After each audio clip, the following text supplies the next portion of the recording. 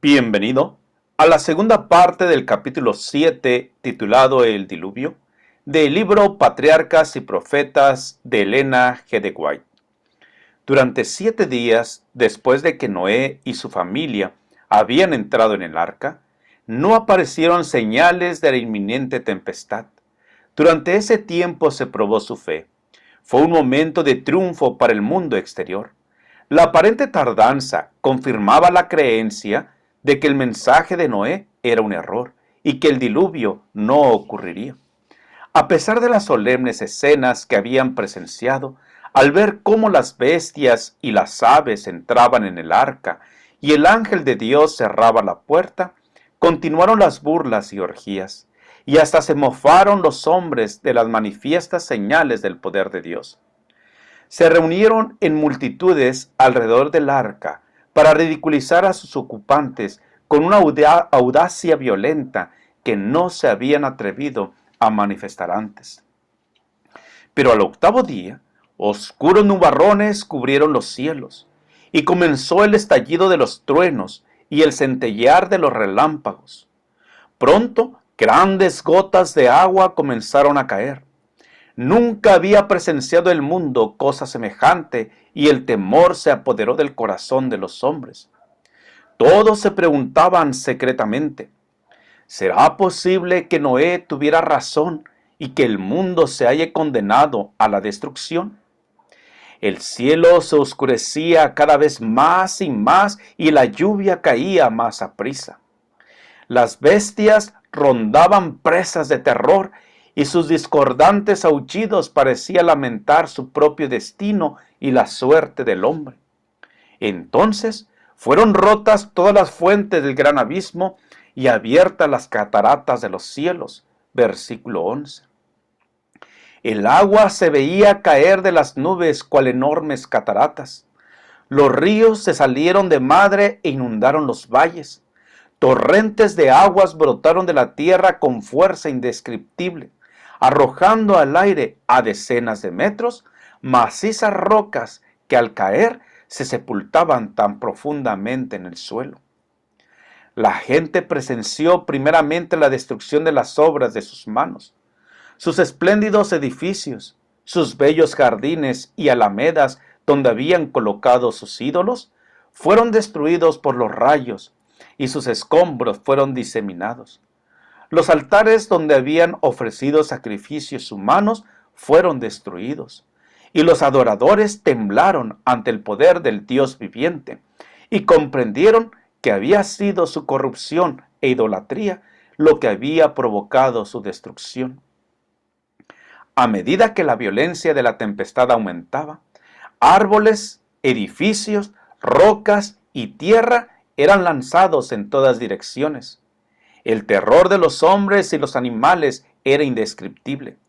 Por encima del rugido de la tempestad podían escucharse los lamentos de un pueblo que había despreciado la autoridad de Dios. El mismo Satanás, obligado a permanecer en medio de los revueltos elementos, temió por su propia existencia. Se había deleitado en dominar tan poderosa raza y deseaba que los hombres viviesen para que siguieran practicando sus abominaciones y rebelándose contra el Rey del cielo. Ahora lanzaba maldiciones contra Dios, culpándolo de injusticia y de crueldad. Muchos, como Satanás, blasfemaban contra Dios, y si hubieran podido, le habrían arrojado del trono de su poder. Otros, locos de terror, extendían las manos hacia el arca, implorando que les permitieran entrar. Pero sus súplicas fueron vanas. Su consecuencia despertó por fin su conciencia despertó por fin, y se convencieron de que hay un Dios en los cielos que lo gobierna todo. Lo invocaron con fervor, pero los oídos del Creador no escuchaban sus súplicas. En aquella terrible hora, vieron que la transgresión de la ley de Dios había ocasionado su ruina. Pero si bien por temor al castigo reconocían su pecado, no sentían verdadero arrepentimiento ni verdadera repugnancia hacia el mal. Habrían vuelto a su desafío contra el cielo si se les hubiera librado del castigo. Así también, cuando los juicios de Dios caigan sobre la tierra antes del diluvio de fuego, los impíos sabrán exactamente en qué consiste su pecado, en haber menospreciado su santa ley. Sin embargo, su arrepentimiento no será más genuino que el de los pecadores del mundo antiguo.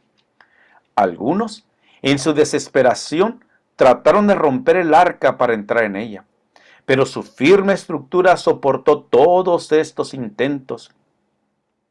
Otros se asedieron del arca hasta que fueron arrancados de ella por las embravecidas olas o por los choques con las rocas y los árboles. Todas las fibras de la maciza arca temblaban cuando era golpeada por los vientos inmisericordes, y una ola la arrojaba a la otra. Los rugidos de los animales que estaban dentro del arca expresaban su miedo y dolor. Pero en medio de los revueltos elementos, el arca continuaba flotando con toda seguridad. Ángeles muy poderosos habían sido enviados para protegerla. Los animales expuestos a la tempestad corrían hacia los hombres como si esperaran ayuda de ellos. Algunas personas se ataron juntamente con sus hijos en los lomos de poderosos animales, sabiendo que estos eran tenaces para conservar la vida y que subirían a los picos más altos para escapar de las crecientes aguas. Otros se ataron a altos árboles en la cumbre de las colinas o las montañas. Pero los árboles fueron desarraigados y juntamente con su cargamento de seres vivientes fueron lanzadas a las bullentes olas. Sitio tras sitio que prometía seguridad era abandonado. A medida que las aguas subían más y más, la gente huía a las más elevadas montañas en busca de refugio. En muchos lugares podía verse a hombres y animales que luchaban por asentar pie en un mismo sitio, hasta que al fin unos y otros eran barridos por la furia de los elementos. Desde las cimas más altas, los hombres contemplaban un enorme océano sin playas. Las solemnes amonestaciones del siervo de Dios ya no eran objeto de ridículo y mofa. ¿Cuánto habrían deseado estos pecadores condenados a morir que se les volviera a deparar la oportunidad que habían menospreciado?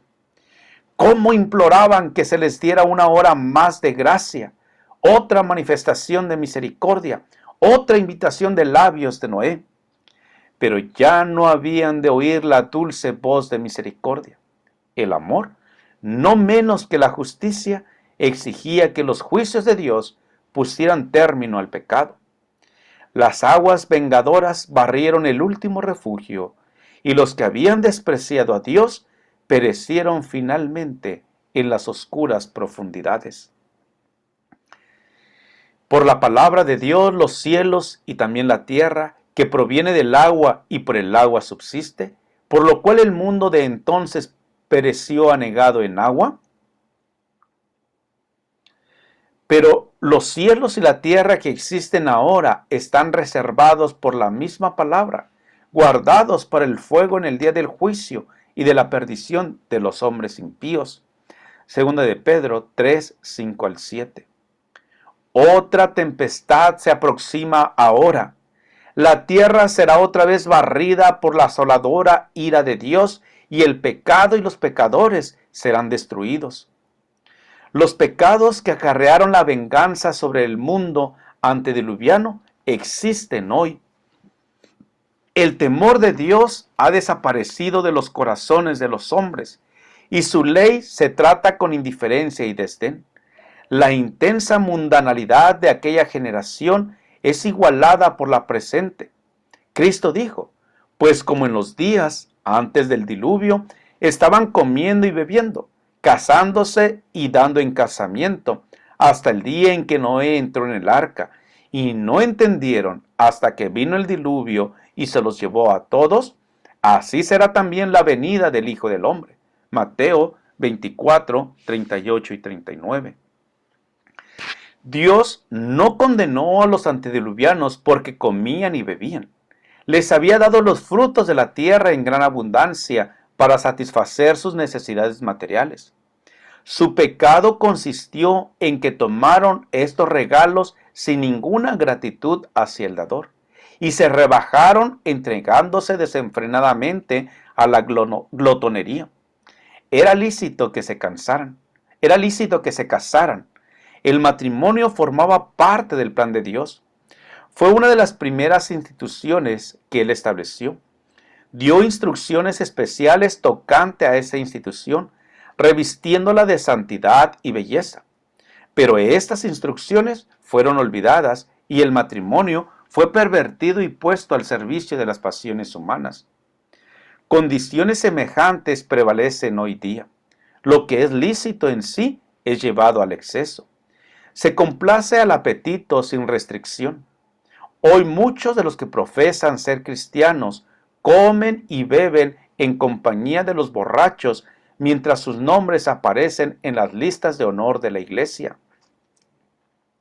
La intemperancia entorpece las facultades morales y espirituales y prepara el dominio de las pasiones bajas. Multitudes de personas no sienten la obligación moral de dominar sus apetitos sensuales y se vuelven esclavos de la concupiscencia. Los hombres viven para satisfacer el placer de los sentidos, únicamente para este mundo y para esta vida. El despilfarro prevalece en todos los círculos sociales. La integridad se sacrifica en aras del lujo y la ostentación. Los que quieren enriquecerse rápidamente corrompen la justicia y oprimen a los hombres, y todavía se compran y venden siervos y las almas de los hombres. El engaño, el soborno y el robo se cometen libremente entre humildes y encumbrados. La prensa abunda en noticias de asesinatos y crímenes ejecutados a sangre fría y sin causa, que parecería que todo instinto de humanidad hubiera desaparecido. Estos crímenes atroces son hoy día sucesos tan comunes que apenas motivan un comentario o causan sorpresa.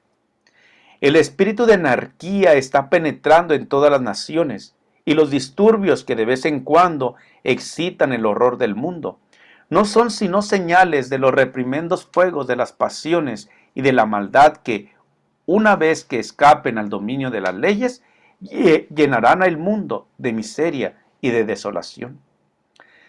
El cuadro del mundo antediluviano que registra la inspiración representa con fiel veracidad una copia de la condición a la que la sociedad moderna está llegando rápidamente. Ahora mismo, en el presente siglo y en países que se llaman cristianos, se cometen diariamente crímenes tan negros y atroces como aquellos por los cuales los pecadores del antiguo mundo fueron destruidos. Antes del diluvio, Dios mandó a Noé a dar aviso al mundo para que los hombres fueran llevados al arrepentimiento y para que así escaparan a la destrucción. A medida que se aproxima el momento de la segunda venida de Cristo, el Señor envía a sus siervos al mundo con una amonestación para que los hombres se preparen para este gran acontecimiento. Multitudes de personas han vivido violando la ley de Dios y ahora, con toda misericordia, las llama para que obedezcan sus sagrados preceptos. A todos los que abandonen sus pecados mediante el arrepentimiento para con Dios y la fe en Cristo, se les ofrece perdón. Pero muchos creen que renunciar al pecado es hacer un sacrificio demasiado grande, porque su vida no está en armonía con los principios puros del gobierno moral de Dios. Rechazan sus amonestaciones y niegan la autoridad de su ley. Solamente 8 almas de la enorme población antediluviana creyeron y obedecieron la palabra que Dios les habló por labios de Noé. Durante 120 años, el predicador de la justicia amonestó al mundo acerca de la destrucción que se aproximaba, pero su mensaje fue desechado y despreciado. Lo mismo sucederá ahora. Antes de que el legislador venga a castigar a los desobedientes, exhorta a los transgresores a que se arrepientan y vuelvan a su lealtad. Pero para la mayoría, esas advertencias serán vanas. Dice el apóstol Pedro: En los últimos días vendrán burladores, andando según sus propias pasiones y diciendo, ¿dónde está la promesa de su advenimiento? Porque desde el día en que los padres durmieron, todas las cosas permanecen así como desde el principio de la creación. Segunda de Pedro 3, 3 y 4. ¿No oímos repetir hoy estas mismas palabras? No solo por impíos, sino también por muchos que ocupan los púlpitos en nuestra tierra. No hay motivo de alarma, dicen, antes de que venga Cristo, se ha de convertir el mundo entero y la justicia ha de reinar durante 1000 años. Paz, paz. Todo permanece así como desde el principio. Que nadie se angustie por el inquietante mensaje de esos alarmistas. Pero esta doctrina del milenario no está en armonía con las enseñanzas de Cristo y de los apóstoles. Jesús hizo esta pregunta significativa. Pero cuando venga el Hijo del Hombre, ¿hallará fe en la tierra? Lucas 18:8.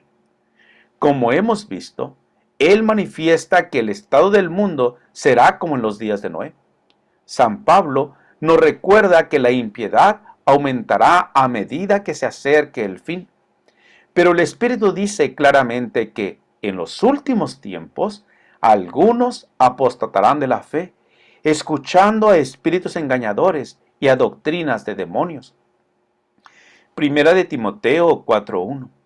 El apóstol dice que en los últimos días vendrán tiempos peligrosos. Segunda de Timoteo 3:1. Y nos da una tremenda lista de pecados que se notarían entre quienes tendrían apariencia de piedad. Mientras que su tiempo de gracia estaba concluyendo, los antediluvianos se entregaban a una vida agitada de diversiones y festividades. Los que poseían influencia y poder se empeñaban en distraer la atención del pueblo con alegría y placeres para que ninguno se dejara impresionar por la última solemne advertencia. ¿No vemos repetirse lo mismo hoy? Mientras los siervos de Dios proclaman que el fin de todas las cosas se aproximan, el mundo va en pos de los placeres y las diversiones.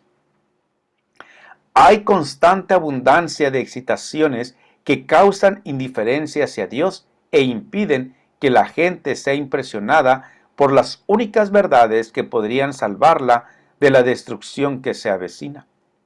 En los días de Noé, los filósofos declararon que era imposible que el mundo fuera destruido por el agua. Asimismo, hay ahora hombres de ciencia que tratan de probar que el mundo no puede ser destruido por fuego, que esto es incompatible con las leyes naturales. Pero el Dios de la naturaleza, el que creó las leyes y las controla, puede usar las obras de sus manos para que sirvan a sus fines. Cuando los grandes sabios habían probado a su entera satisfacción que era imposible que el mundo fuera destruido por agua, cuando los temores del pueblo se habían tranquilizado, cuando todos consideraban que la profecía de Noé era un engaño y le llamaban fanático, entonces llegó la hora de Dios. Fueron rotas todas las fuentes del gran abismo y abiertas las cataratas de los cielos. Génesis 7:11.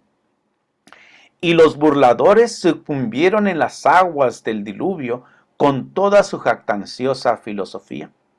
Los hombres descubrieron muy tarde que su sabiduría era necedad, que el legislador es superior a las leyes de la naturaleza y que la omnipotencia no le faltan medios para alcanzar sus fines. Como fue en los días de Noé, así será el día en que el Hijo del Hombre se manifieste. Pero el día del Señor vendrá como ladrón en la noche. Entonces los cielos pasarán con gran estruendo, los elementos ardiendo serán deshechos, y la tierra y las obras que en ellas hay serán quemadas. Lucas 17, 26 y 30, y 2 de Pedro 3, 10.